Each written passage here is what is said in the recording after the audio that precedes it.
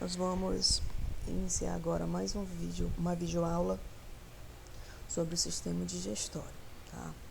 Quando áreas específicas no centro do paladar, aqui no sistema nervoso central, especificamente no tronco cerebral, é estimulada, ela vai causar movimentos de mastigação retínicos, tá? Ou seja, principalmente através do nervo craniano facial, glossofaríngeo e vago. Esses nervos, eles vão atuar tanto como sensações ou nas questões motoras para a movimentação da língua e também para que haja o movimento de mastigação do próprio dente, tá bom? Esses nervos, eles vão especificamente levar informações para o bulbo e depois para o tálamo. A gente não pode esquecer que a mastigação ela também está envolvida com áreas do sistema límbico. Por quê? Porque comer, né, alimentar-se também faz parte das nossas emoções, das nossas sensações, ok? Além disso, a estimulação de áreas no hipotálamo, lá na amígdala também, e até mesmo no córtex cerebral, próximo às áreas sensoriais do paladar e do olfato, elas também ajudam a produzir o que? O movimento de mastigação. Depois disso, elas vão seguir para áreas lá no lobo parietal, que a gente vai chamar de áreas primárias gustativas, onde vai ser interpretado esse momento de alimentação. Grande parte do processo de mastigação realizado pelo processo digestivo, ele é ocasionado pelo reflexo da mastigação em si. Quando você coloca um alimento na sua boca, a partir do momento que você corta ou já colocando diretamente para a mastigação, a tua boca automaticamente ela vai passar por um processo de reflexo automático.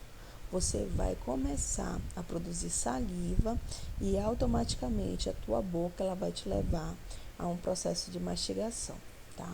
Então, a presença desse bolo alimentar, a partir do momento em que você coloca um alimento na boca, ele vai desencadear, ok?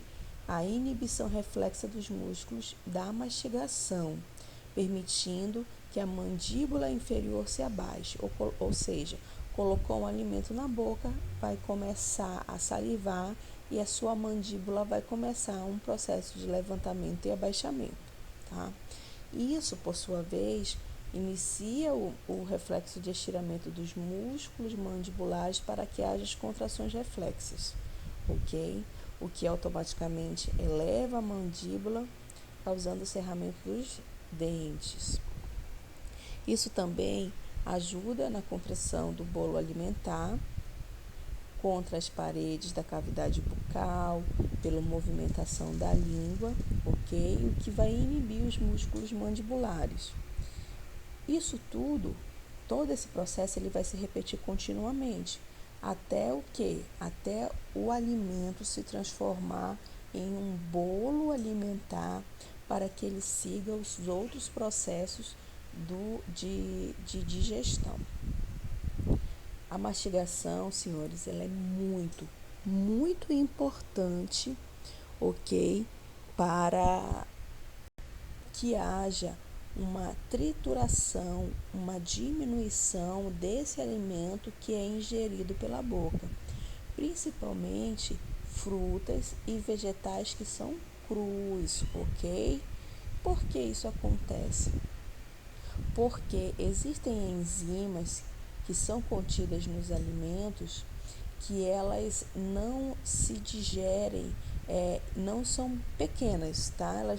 Elas precisam ser digeridas e transformadas em porções pequeninas, muito pequenas, para que ela possa ser absorvida pelo nosso intestino, ok? Então, a mastigação, ela é o primeiro processo de diminuição desse alimento em porções menores. Nós não podemos esquecer que a mastigação, ela começa o processo de digestão do estômago.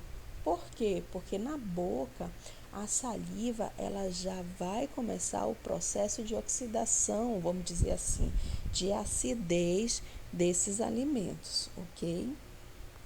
E aí o estômago, ele digere e ajuda a transformar em menor. Eu não sei se mais para frente eu coloquei isso nos slides, mas uma coisa que a gente tem que observar é que quanto menos a gente mastiga o alimento, mais a gente dificulta o processo de digestão pelo estômago. Por quê? Porque se a gente mastiga pouco os alimentos, esses alimentos eles descem pelo esôfago em partículas maiores. Então, o nosso estômago ele vai precisar produzir muito mais enzimas digestivas para que haja o quê? Uma transformação desse bolo alimentar em partículas diminutas para assim haver a digestão. E isso é um prejuízo. Por quê? Porque o nosso estômago produz ácidos digestivos. Aí vem as sensações de queimação, né? As questões de processos inflamatórios do estômago. Além de triturar o alimento em partículas bem pequenas, previne escoriação do trato gastrointestinal, ou seja, a mastigação ela é importante tanto para diminuir o tamanho das partículas, mas para evitar o quê? Ferimentos na garganta, no esôfago, em todo o trato digestivo até chegar ao alimento. É muito comum quando a gente engole um pedaço de alimento grande, que a gente sente assim como se ele fosse rasgando, né, o nosso esôfago. E realmente pode ocasionar sim uma escoriação nesse trato digestivo se o alimento não for triturado corretamente, ok? A deglutição, ela é um mecanismo complicado, tá? Não complicado para a gente estar imaginando que é difícil de acontecer, mas ela é complexa dentro dos seus processos porque ela envolve várias áreas, ok? E quando a gente também fala que ela é complicada, por quê? Porque a faringe, nessa porção dela primeira, ela vai servir para duas funções. Ela vai servir tanto para respiração como para a deglutição, tá? Então a faringe ela vai se converter por apenas alguns segundos em trato de propulsão alimentar. Por quê? Porque é pela faringe, principalmente na porção superior dela, que vai haver o processo de respiração. Lembrem lá do sistema respiratório. Então, só quando ela deglute é que ela vai vedar, vai fechar para que o alimento desça, para que ele não vá para a laringe, ok? Então, é particularmente importante que a respiração não seja comprometida pela deglutição. Mas esse aqui, ó, é um processo de quê? É um processo que ele é inato. Mas é claro que é importante nós termos cuidados necessários no momento da alimentação. Por isso que sugere-se que na hora que a gente esteja se alimentando, a gente não converse, né? Que a gente realmente se concentre no processo de mastigação, de alimentação, para que não haja o quê? Engasgos. Porque se você fala, mastiga e deglute ao mesmo tempo, em alguma hora isso pode dar um prejuízo. Em termos gerais, gente, a deglutição ela pode ser dividida em 3 processos, ok? Primeiro, um estágio voluntário e consciente, que inicia na boca, no processo de mastigação e a primeira fase da deglutição. O segundo estágio, ele vai ser um estágio, já que ele vai ser involuntário, que a gente vai chamar de estágio faríngeo. Quando a gente fala de voluntário, é que a gente o realiza por vontade própria. Quando ele é involuntário, é que ele já não depende dos nossos comandos.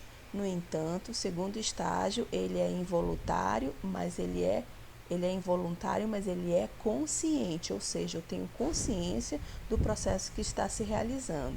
Esse estágio corresponde o quê? A passagem do alimento pela faringe até o esôfago. O terceiro e último processo, vamos dizer assim, de mastigação e deglutição, é o estágio esofágico. Ela já é totalmente involuntária e inconsciente, que vai transportar o alimento da faringe até o estômago, através do que? Dos movimentos peristálticos.